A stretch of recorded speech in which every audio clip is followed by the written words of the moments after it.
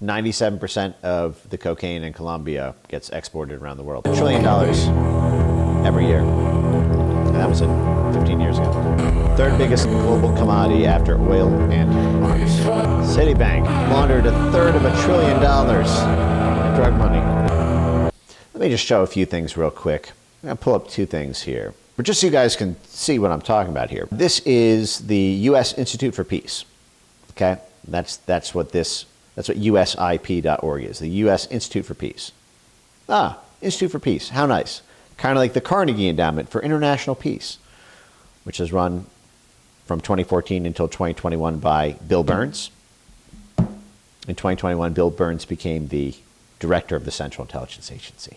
Whenever they have these war agencies, they call them for peace. You know, like when we put military boots on the ground, we call it peacekeeping, not military guerrillas. But the U.S. Institute for Peace gets $50 million a year from U.S. taxpayers. So it is funded by us, $50 million a year.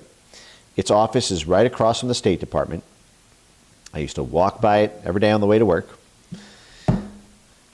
And here is an article in June 2023. So this is 1 year ago. The Taliban's successful opium ban is bad for Afghans in the world. So this is the U.S. State Department, meaning the CIA, the Pentagon, and the State Department. Remember, that's what the blob is. It's those three. So this is the CIA, the Pentagon, and the State Department saying the Taliban banning opium production is bad for Afghanistan and the world. It will have negative economic consequences. This is the fucking CIA and State Department and Pentagon. Again, the U.S. Institute for Peace is subject to congressional oversight. It gets $50 million a year just from the State Department allocation. This is the U.S. government telling the Taliban to keep the heroin flowing. Now, so you can see the pedigree of this and how this... Let me just play a clip right here. I think it's funny that they were even put this in a Hollywood movie. This is a clip from the Brad Pitt movie War Machine about, I think it was Stanley McChrystal, the general, you know, well, we can go off on McChrystal forever. Grow here. Heroin is the only thing bringing money into the area. Not that I like to think where the money's going to exactly, but money keeps the people happy, so we're rolling with that. Can't they grow something else? Mm-hmm. Yeah, they can grow cotton. Cotton will grow here. Why don't they grow cotton then? Because the United States Congress will not allow any United States aid and development funds to be directed towards the cultivation of a crop that will end up on the world market in competition with U.S. farmers. Oh. Which pretty much rules out cotton. Sure. So we're growing heroin instead. Right. I think we... Now, what's interesting about this scene is, first of all, cotton would not bring in nearly as much money as heroin per unit. Right? Cotton has a very low margin, whereas heroin, like diamonds and other black market smuggled goods, the great thing about it is a tiny little unit produces a huge amount of revenue. So a truckload of it can fund an army for a month or a paramilitary for a month, whereas a truckload of cotton does not. That's why they love these small, fungible commodities for this type of CIA work. Now, you heard that he referenced, you guys pick this up? Cotton will grow here. Can't they grow something else? Mm-hmm. Yeah, they can grow cotton. Cotton will grow here. Why don't they grow cotton then? Because the United States Congress will not allow any United States aid and development funds to be direct.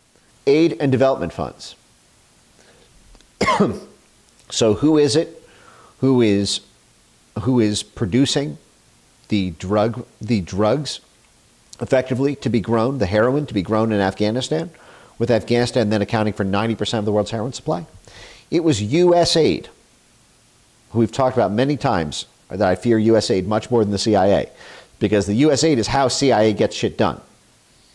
Okay, it is the cover for the CIA, the State Department, and the Pentagon, USAID. USAID gets $50 billion a year in U.S. taxpayer money. That's a larger overt fund than the CIA has. And just so you guys know, that's not a joke. Here is a 2018 article where USAID was busted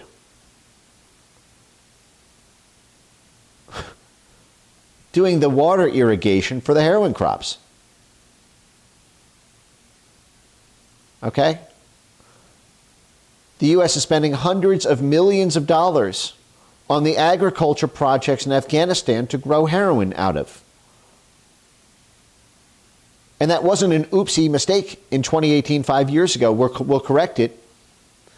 Joe Biden's State Department is commanding the Taliban to keep the opium flowing.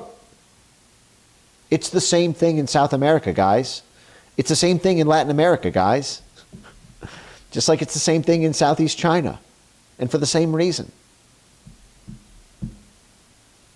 And it's connected to Bush and the Bidens and the Clintons. And that's one of the reasons they hate Trump, because Trump is not read into this stuff. The military is not so woke that they just, they think it's racist to keep out Mexicans. It's a lot more cold and cynical than that.